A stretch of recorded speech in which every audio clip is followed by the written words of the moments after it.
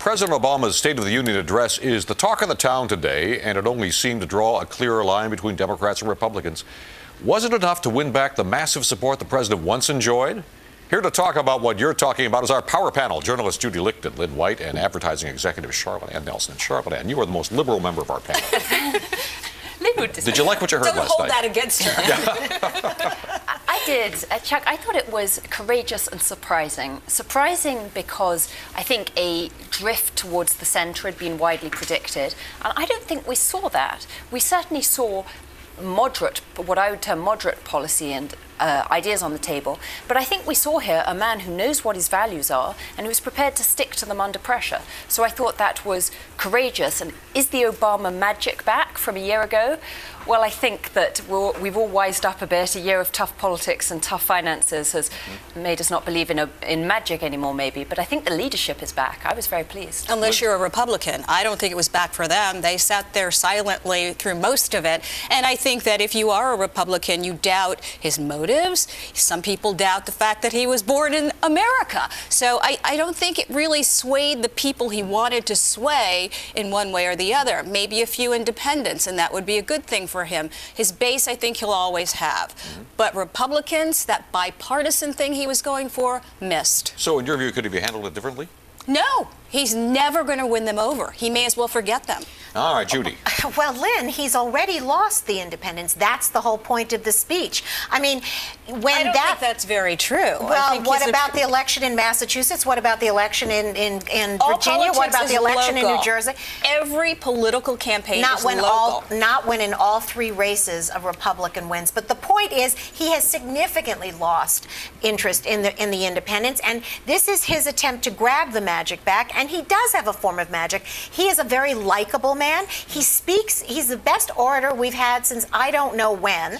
And you fall in love with the speaking. The problem is that there's a suspension of disbelief between the speech making and the ability to govern. The man is politically inept. What was this chat about last night in the speech about building a whole raft of brand new nuclear power plants and drilling for oil? Wasn't that the Palin concept, platform? right? Well, no, I don't think it was her platform. Drill, baby, drill. Wasn't that hers? What's going on? In a safe way. I don't think she cared about that. I don't think she's environmentally savvy. But I think, yes, I think he's listening to the other side because he is trying to grab the independents.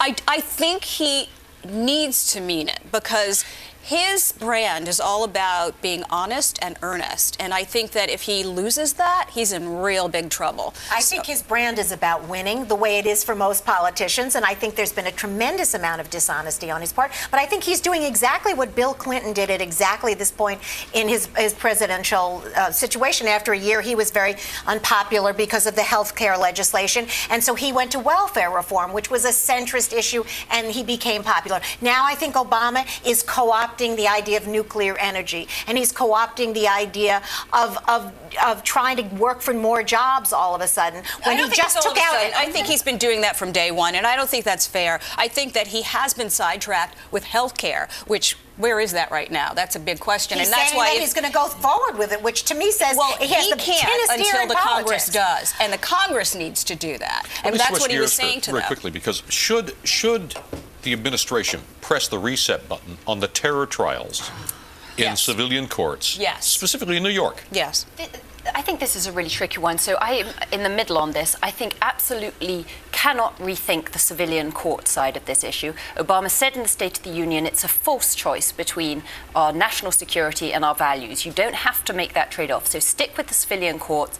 But I can see Bloomberg's point. If the consensus is that this is becoming unmanageable and unnecessarily expensive in New York. It's become Bloomberg's issue only because the people in New York have spoken. Community Board 1 put up a big fight. I think this has no place in a civil trial. I think that was an issue in Scott Brown's campaign. He said we should be taking the money that we are spending defending these terrorists and take that and fight terrorism. I mean, if it's going to cost whatever it costs, $200 million, whatever it costs. The American way, that is $1 billion over a course of several years. Yes. Yeah. So you don't do it here.